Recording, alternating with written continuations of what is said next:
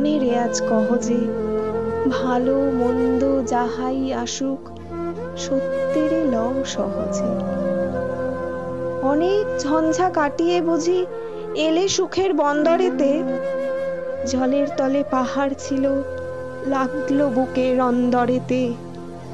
মুহূর্তকে পাঁজরগুলো উঠল কেঁপে আর্তরবে, তাই নিয়ে কি সবার সঙ্গে ঝগড়া করে মরতে হবে? ভেসে থাকতে পারো যদি, সেইটে সবার চেয়ে শ্রেয়। না পারো তো বিনা বাক্যে টুক করিয়া ডুবে যেও। এটা কিছু অপূর্ব নয়, ঘটনা সামান্য খুবই। শঙ্কা যেথায় করে না কেউ, সেইখানে হয় জাহাজ ডুবি।